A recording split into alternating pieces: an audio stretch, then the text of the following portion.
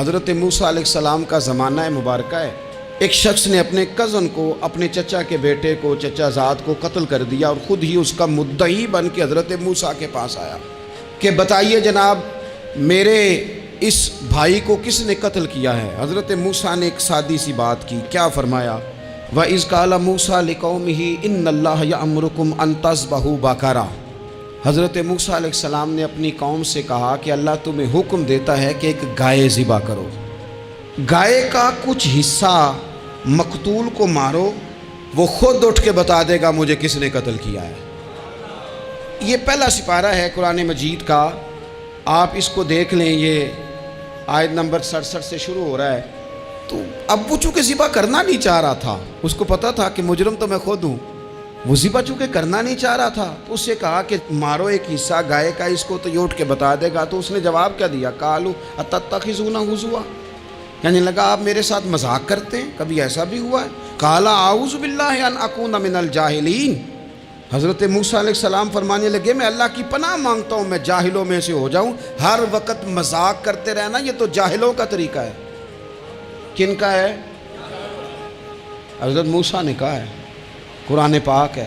ہر وقت مذاق کرتے رہنا، خوش طبعی اور چیز ہے، مسکراتے رہنا، لیکن کسی کا مذاق ہر وقت اڑاتے رہنا کن کا طریقہ ہے؟ جاہلوں کا. جب کہا نہیں ذبح کرنی ہے تو اب ذرا دیکھیے کرنا نہیں نہ چاہ رہے. قالوا ادع لنا ربک یبین لنا ما ہی. کہنے لگے اے موسیٰ پھر آپ نہ رب سے دعا کریں کہ وہ ذرا کھول کے بتائے وہ گائیں کس طرح کی ہو. ارادہ نہیں نہ ذبح کرنے کا، آپ دعا کریں. قال انہ یقول انہا بقرۃ لا فارض ولا بکر. فرمایا کہ رب کہتا ہے وہ گائے نہ بوڑھی ہو نہ زیادہ بچیا ہو، عوان بین ذالک، ان کے درمیان ہو، یعنی جوان گائے ہو. فافعلوا ما تؤمرون، کرو جس کا تمہیں حکم دیا جا رہا ہے. قالوا ادع لنا ربک یبین لنا ما لونھا. لو اگلی بات سن لو. کہنے لگے آپ دعا کریں رب سے کہ وہ کھول کے بتائے اس کا رنگ کس طرح کا ہو، رنگ بتائیں کس طرح کا ہو. قال انہ یقول انہا بقرۃ صفراء. فرمایا رب فرماتا ہے کہ صفراء رنگ کی ہو، یعنی گہرے زرد رنگ کی ہو. یہ رب فرماتا ہے اس طرح کی گائے ذبح کرو. فاقع لونھا تسر الناظرین، اور جب کوئی اسے دیکھے تو اسے اچھا بھی لگے، آنکھوں کو اچھی لگے وہ گائے، اس طرح کی گائیں ذبح کرو. لو اتنی باتیں بتا دی. قالوا ادع لنا ربک یبین لنا ما ہی. کہنے لگے نہیں آپ پھر دعا کریں اللہ ذرا کھول کے بتائے گائیں کس طرح کی ہو.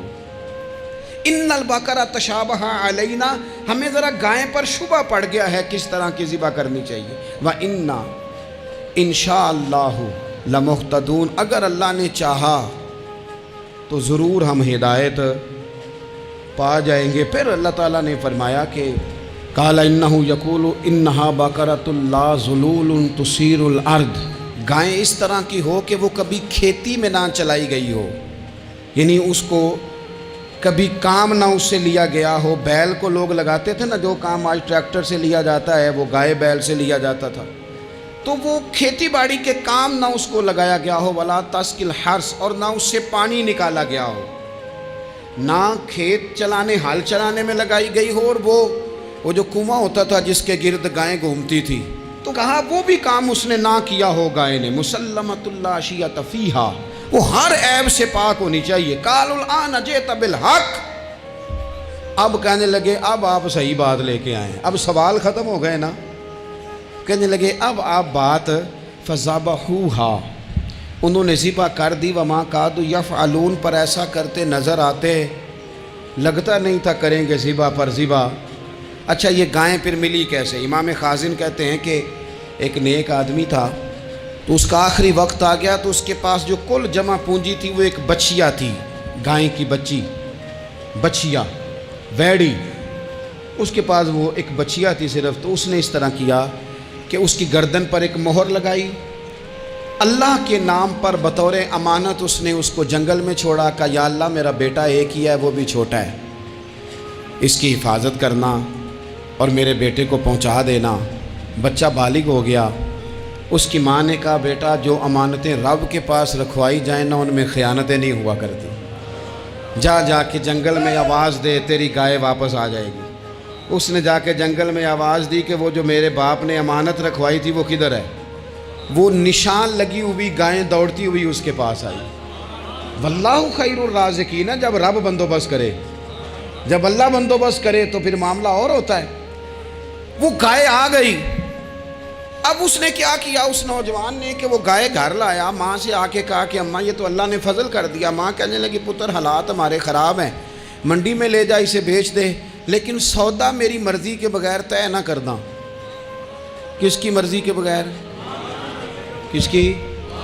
اماں کی مرضی۔ اور سنو یار، تھے کچھ لوگ جن کو لوگوں نے تانے بھی دیے کہ تم ماں کے پیچھے لگ گیا ہے، لوگوں نے بڑا کچھ کہا، پر جو ماں کی مرضی پہ لگیں ناکام نہیں ہوتے زندگی میں۔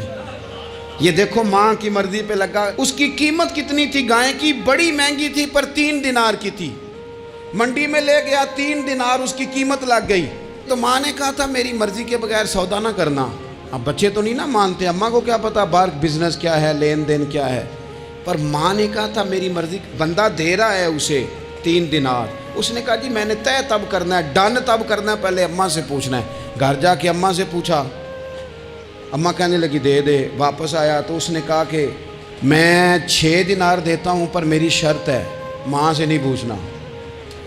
اس نے کہا تو 12 بھی دے، ڈن تب بھی ہونا ہے جب اماں نے کہنا ہے۔ وہ جب اس طرح کی اس نے گفتگو کی، واپس اپنی والدہ کے پاس گئے، کہنے لگے اماں سمجھ نہیں آتی، 3 دینار کی گائیں بندہ 12 میں خریدنے کو تیار ہے، شرط لگاتا ہے کہ اماں سے نہیں پوچھنا۔ تو والدہ کہنے لگی پتر پہلے اس سے جا کے پوچھ کیا وہ ہے کون؟ یہ کوئی روحانی معاملہ ہے، کوئی غیبی مدد ہے، پوچھ۔ اس سے جا کے پوچھا تو وہ کہنے لگا میں تو فرشتہ ہوں اللہ کا، تو نے گائیں بیچنی نہیں، اس لیے کہ تیرا باپ بھی نیک ہے، تیری ماں بھی نیک ہے، رب تیرے رزق میں برکت پیدا فرمانا چاہتا ہے۔ ماں باپ نیک ہونا رزق میں برکت ہو جاتی ہے۔ ماں باپ نیک ہوں، ان کی صالحیت کا اثر پہنچتا ہے بچوں تک۔ رزق حلال کما کے لانے والے ہوں تو گھر میں برکت ہوتی ہے۔ جا کے کہا کہ تیرے ماں باپ نیک تھے، اسے نہ بیچنا گائے کو، تو کیا کریں؟ کہنے لگے بنی اسرائیل والے سوال کر کر کے خود مشکل میں آ گئے۔ اب وہ ایسی گائے جو جوان بھی ہو، یہاں تو ہر غریب آدمی اپنی گائیں یہاں لگا دیتا ہے، کھیتی باڑی میں یہاں لگا دیتا ہے، کنویں میں پانی نکالنے میں، تو یہاں تو ہر ایک کی گائیں، تو ایسی گائیں جس کا رنگ بھی اتنا پیارا ہو، زیادہ بوڑھی زیادہ بچی بھی نہ ہو، اور ابھی تک کھیت میں بھی نہ لگی ہو، وہ سوائے تیرے کہیں نہیں ہے۔ اس نے کہا چل پھر مہربانی کر بتا میں کتنے کو دوں گائیں، اگر وہ آ جائیں تو کتنے کو بیچنی ہے؟ اسے کہنا کوئی نہیں، ریٹ تو زیادہ کرنا ہی نہیں۔ ان سے کہنا گائے کے اندر سے گوشت نکال دیں اور جتنا گوشت ہے اتنے پیسے بھر دیں، اس کی کھلڑی بھر دیں۔ اب وہ بنی اسرائیل والے ڈھونڈتے پہنچ گئے، کہا جناب گائیں 3 دینار کیا 6 لے لو۔ اس نے کہا نہ بھائی، ذبح کروں گا، گوشت نکالوں گا، جتنا وزن گوشت کا اتنے پیسے بھرو گے کھال میں تو پھر گائے تمہیں ملے گی۔